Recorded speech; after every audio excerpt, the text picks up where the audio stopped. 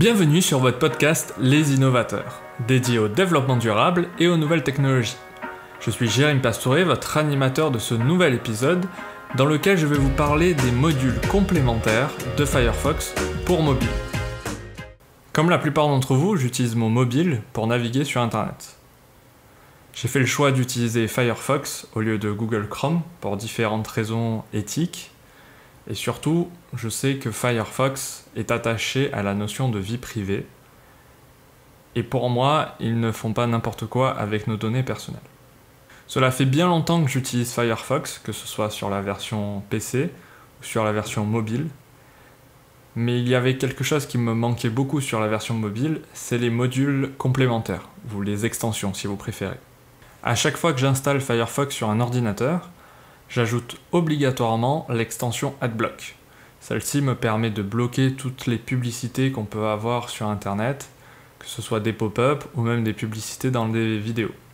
Et lorsqu'on a pris l'habitude de naviguer sur le web avec moins de publicité grâce à cette extension-là et qu'on passe sur la version mobile sans l'avoir, c'est plutôt particulier. On n'a plus trop envie de naviguer et on passe son temps à désactiver, à passer à travers les publicités. Mais depuis peu, Firefox a rajouté cette partie de modules complémentaires pour mobile. Et même s'il n'y en a pas beaucoup pour le moment, il y a la base des extensions. C'est-à-dire qu'il y a une extension qui s'appelle uBlock qui permet de bloquer tout ce qui est pop-up. Et il y a aussi une autre extension qui s'appelle HTTPS Everywhere qui permet d'activer automatiquement le HTTPS sur les sites compatibles. Ce qui est plutôt pratique et confortable lorsqu'on navigue sur une version mobile. Donc comment faire pour y accéder ? Il suffit de cliquer sur les trois petits points en bas à droite de Firefox et d'accéder à l'option modules complémentaires. Firefox va vous afficher les modules compatibles avec la version mobile. Il vous suffit juste de cliquer sur le petit bouton plus et l'extension est activée. Le petit souci lorsqu'on ajoute des nouvelles extensions, c'est que pour certaines, il faut accéder aux paramètres et ajuster certaines variables. Notamment pour l'extension de blocage de pop-up, il y a certains sites qui ont vraiment besoin de ces pop-up-là. Si vous êtes dans cette configuration-là, vous devez vous rendre dans les paramètres par exemple de uBlock pour désactiver l'extension sur un site donné. Pour cela, il suffit d'aller sur le site en question qui pose problème sur la partie pop-up. Vous allez de nouveau cliquer sur les trois petits points en bas à droite, puis module complémentaire, et Firefox va vous afficher les extensions qui sont actives sur le site en cours. Il vous suffit de cliquer sur l'extension qui bloque, par exemple uBlock, et d'appuyer sur le bouton qui autorise les pop-up sur ce site-là.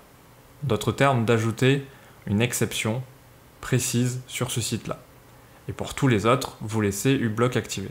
Donc il est important d'accéder à ces paramètres-là. Vous pouvez même accéder à des paramètres plus globaux. Il vous suffit d'accéder à la page d'accueil de Firefox. Donc pour cela, vous pouvez créer un nouvel onglet ou supprimer tous les onglets et accéder aux modules complémentaires. Lorsque vous allez aller dans les modules complémentaires, sélectionnez le module en question sur lequel vous voulez accéder aux paramètres et Firefox va vous afficher toutes les options possibles de l'extension. En résumé, avec Firefox pour Android ou iOS, vous pouvez donc installer des extensions qui rendront plus confortable votre navigation. Les extensions se nomment modules complémentaires et se trouvent dans le menu de Firefox. Avec la liste des modules activés de Firefox, vous pouvez paramétrer les extensions qui sont installées.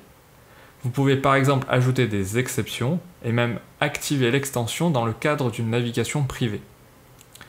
Si vous souhaitez avoir plus d'informations sur le sujet, je vous invite à vous rendre sur le site Les Innovateurs et de consulter deux articles. Le premier se nomme Firefox pour Android iOS, installer des modules complémentaires datant du 1er septembre 2020. Et le second s'intitule Firefox pour Android iOS, ajuster les paramètres des extensions datant du 3 novembre 2020. Les liens de ces articles se trouvent en description de cet épisode. Je vous remercie pour votre écoute et votre confiance. Si vous avez aimé cet épisode, abonnez-vous à notre podcast. Nous sommes présents sur les plateformes d'Apple, Google, Spotify et Deezer. Et je vous dis à très vite pour un nouvel épisode du podcast Les Innovateurs.